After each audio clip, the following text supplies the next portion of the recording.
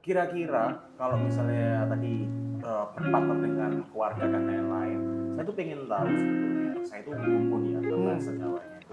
Kira-kira apa sih yang terjadi jika anak-anak itu tidak dididik di dalam gereja atau oleh keluarganya? What's the worst thing that can happen? Dampaknya apa? Banyak banget dampaknya. Nomor satu, kita akan kehilangan generasi ini. Kalau kita tidak memuridkan, kita tidak akan memiliki penerus kita di masa mendatang. Dan selanjutnya yang tidak kalah penting, mereka akan terhilang, bukan hanya terhilang di dalam gereja, tetapi di dalam iman mereka, di dalam pengenalan mereka pada Kristus. Mereka juga pasti akan terhilang. Mereka akan kena berbagai macam addiction, akan kena berbagai macam filosofi dunia yang akan memengaruhi pola pikir mereka. Itu yang paling bahaya sebenarnya. Nah, gereja kan harus aware ini. Yes. Bahwa oke, kita ini harus peduli dengan imannya. Ya. Tapi kan the problem is aware nggak anak-anaknya, gitu kan? Aware nggak parentsnya? Nah, itu kan jadi masalah.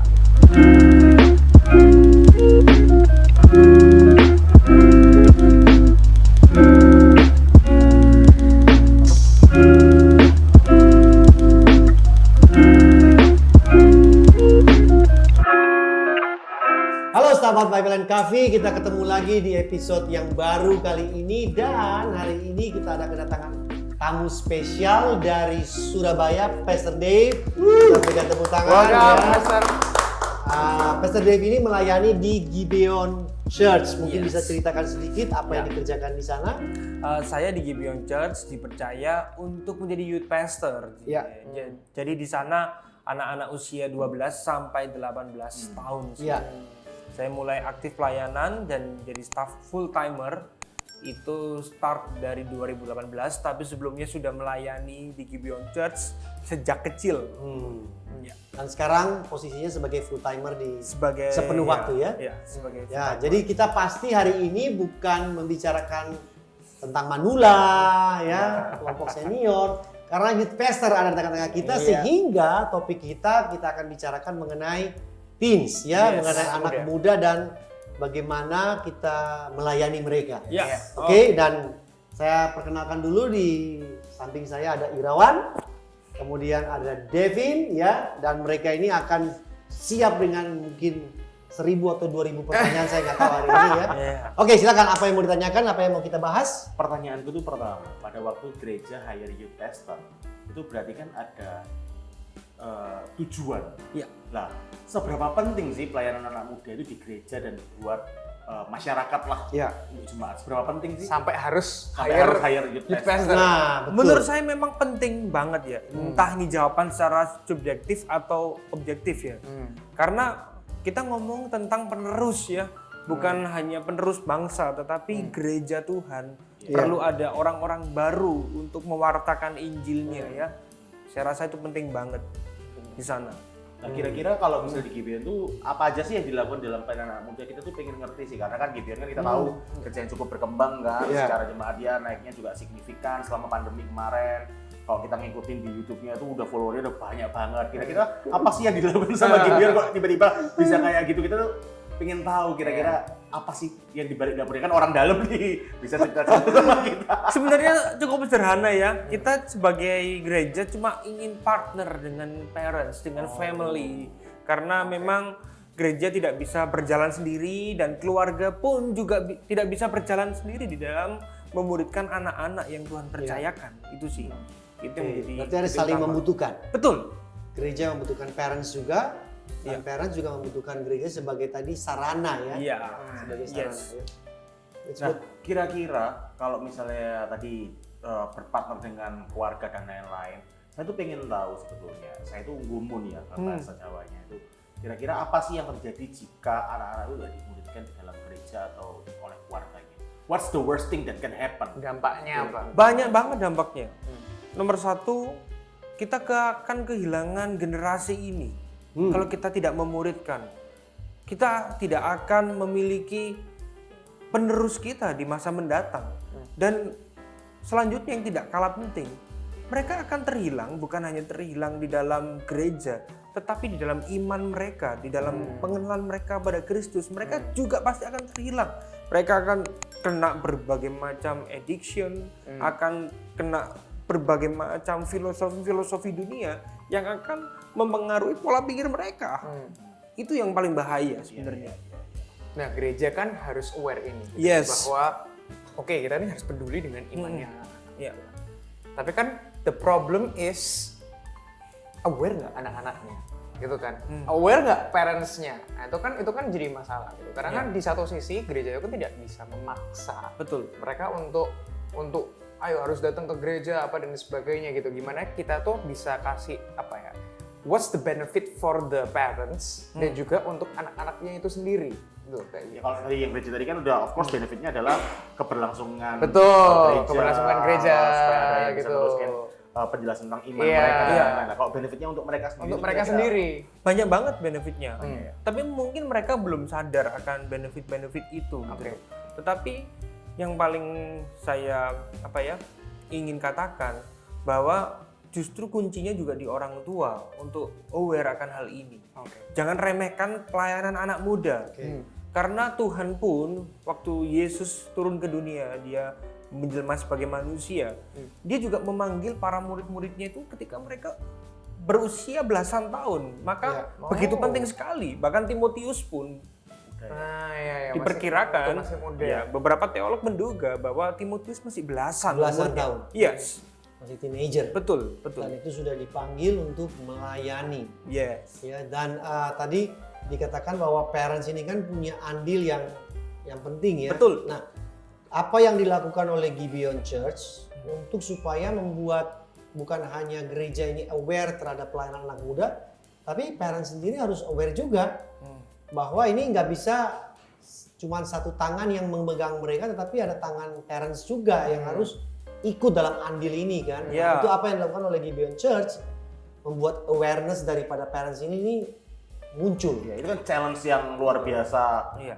krusial kan, Iya. generation gap di dalam gereja, Iya, bagaimana leaders yang di atas itu mengerti generasi di bawahnya, bagaimana gereja itu menyadarkan orang tua bahwa ini tuh penting. Ya, kira-kira tadi apa yang dilakukan sama Gideon dan kira-kira challenge-nya apa dan solusinya gimana itu ya kan? Iya, iya. Ya, challenge-nya memang banyak orang tua yang belum benar-benar aware akan hal ini. Oke. Dan kita sebagai gereja terus kayak memberikan info-info, kita mengencourage bahwa anak-anak Anda itu perlu digembalakan, Anda juga perlu digembalakan, Anda Iya. perlu secara holistik keluarga ini mengenal Tuhan. Karena pertumbuhan spiritual justru itu bukan hanya di gereja.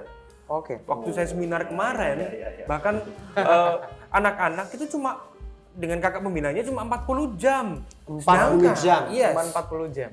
Dari setahun, Dari 52 minggu. 52 minggu setahun ya. Dengan asumsi mereka 52 minggu Nggak bolos juga ya. Nggak bolos gereja. Ya, itu Iya. sedangkan dengan orang tua Dibanding dengan mereka di rumah 4.000 jam 4.000 jam. bersama dengan keluarga. Jadi tanggung jawabnya justru paling besar itu ada di dalam keluarga, di dalam orang tua.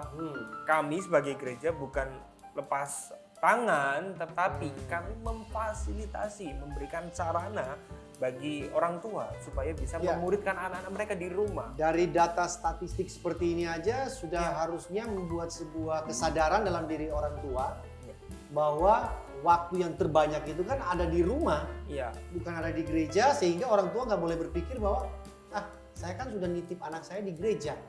Dalam kegiatan gereja ada ibadah youth ya, ikut sekolah minggu dan kemudian berharap anaknya itu jadi baik, jadi kenal Tuhan, jadi spiritual, jadi rohani gitu kan. Iya. Padahal 3.000 sampai 4.000 jam anak itu ada di rumah. Iya.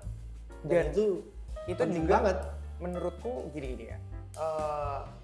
Kenapa kok juga peran kita tuh butuh orang tua gitu ya? Iya. Karena pada akhirnya kalau misalnya memang kenyataannya adalah 4.000 jam di rumah dan bersama-sama dengan orang tua, berarti seluruh kehidupan mereka itu tuh bisa lebih terlihat di rumah Iya. dibandingin Betul. di gereja. Betul. Which masalah anak-anak muda sekarang itu kan kita bahas tentang addiction. Yes. Gitu ya. Kayaknya aku nggak pernah lihat deh ya. Anak-anak muda yang nggak pernah addict to something gitu. Yeah. Entah addict to games lah, entah addict to pornografi lah, entah itu Yeah. apa. Dan kalau misalnya cuma 40 jam di gereja, maka Nggak kita kelihatan, Pak. Nggak bisa terdeteksi. Ya, I mean they could fake it. Iya, exactly. Iya. Betul, Iya. karena ada gini, ini yang saya perhatikan ya, ada sebuah tendensi atau perilaku ya, orang kalau ke gereja itu jadi alim. Iya, ada topeng tertentu. Betul. Holy. Punya topeng tertentu. Mereka pakai apa halonya itu, Iya. ada sayap kecil, masuk, baik anak-anak maupun remaja, Dewasa. pasti mereka kan berubah langsung. Iya. Nah, ini kan sulit untuk mendeteksi adiksi-adiksi atau addiction apa yang ada dalam diri mereka. Iya. Dan itu bisa hanya terlihat jelas waktu mereka di rumah. Betul. Berarti gimana Gibeon melakukan sebuah apa ya kerjasama Sama dengan orang tua. orang tua untuk report, check and recheck gitu, anak saya ini terlibat apa sih? Tapi sebenarnya mungkin nggak sih kalau misalnya manusia itu nggak punya adiksi? Nggak mungkin kan? Pasti semua orang itu punya adiksi karena adiksi itu kan apa ya? Bentuk manifestasi dari penyembahan berhala. Jadi Oke. entah itu anak muda, entah itu orang dewasa, Semua orang punya. Oke, Punya. ini sesuatu yang baru. Berarti apakah kalau Iya. semua orang punya, Ya, berarti adiksi sesuatu yang normal? ya bisa dikatakan itu normal ketika manusia mengalami kerusakan total. I see. Jadi sesuatu Iya. yang normal karena manusia itu Karena mengalami perdosaan manusia, Iya. maka adiksi adalah hal yang normal. Iya.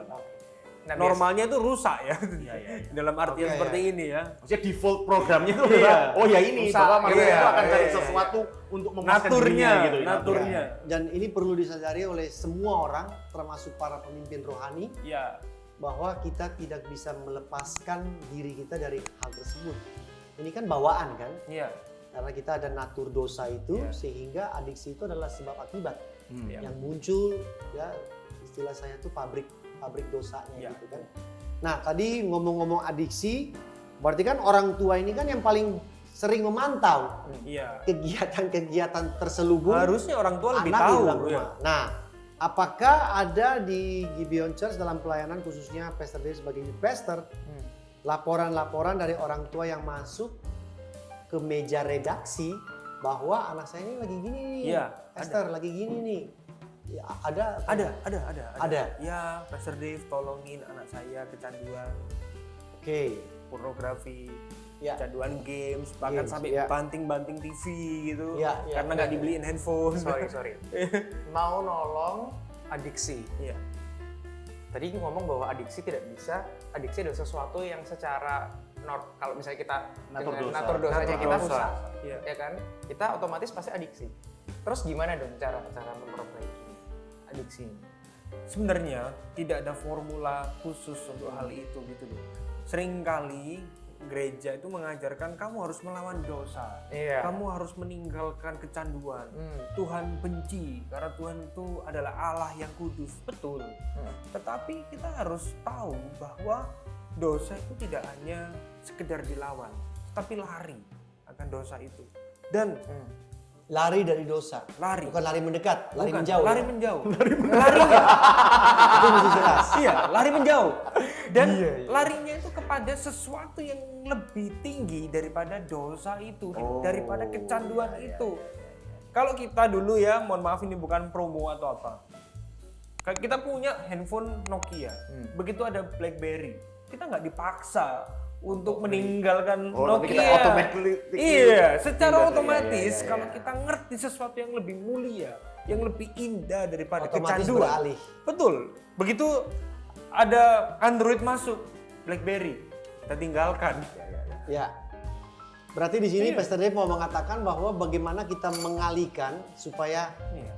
anak-anak ini melarikan diri dari kecanduan yang merusak ini, yang dari natur dosanya, ke mungkin saya bisa sesuatu saya yang lebih katakan indah. kecanduan yang lain, ya kecanduan yang lain karena manusia kan tidak bisa terlepas dari sifat natur Iya, kecanduan itu kan, karena saya lihat bahwa ini cuman seperti peralihan sehingga mereka aware, saya harus beralih nih. Nah apa yang dibuat oleh Gibeon Church supaya menimbulkan yang baru ini menarik anak-anak ini untuk pindah dari kecanduan yang salah yang merusak kepada hal yang lebih baik, lebih benar? Sebenarnya cukup sederhana apa yang kita lakukan sih. Berita Injil itu harus strong di dalam That's setiap the sermon. answer. Berita. Ya. Jangan hanya cuma cara praktis. Dunia sangat banyak memberikan cara-cara praktis. Betul. Contoh, keluar dari kecanduan pornografi. Kalau kita lihat di Iya. internet, carilah aktivitas, Iya. olahraga. Tidak boleh sendirian. Tidak boleh sendiri. Hiking. Iya, ya apapun itulah. Ya itu Gili-gili. mungkin itu mungkin menolong untuk sementara. Tetapi yang harus kita kabarkan adalah berita Injil di mana Kristus itu mati bagi kamu ketika kamu masih berdosa. Ya. Kamu nggak mampu untuk mencari Dia, tetapi Allah dengan kasih-Nya memberi kesempatan, memberikan anugerah. Itu yang perlu kita beritakan. Karena ini kuncinya. Apakah orang itu langsung berubah? Tidak sama sekali. Kita itu memiliki kecenderungan menyembah sesuatu.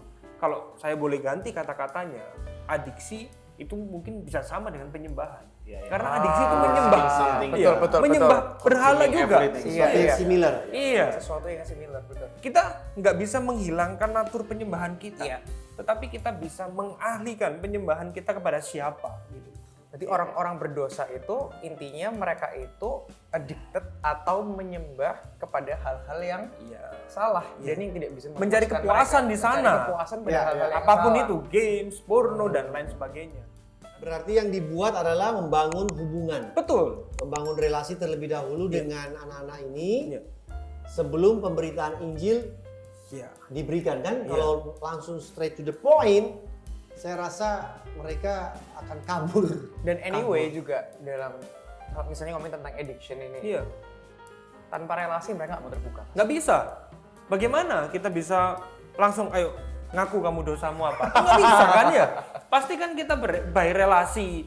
Kak, aku mengalami kayak gini, doain Iya, aku. iya. Aku tahu kalau ini salah, tapi aku nggak mampu. Oke, kita berjuang sama-sama. Kita doain.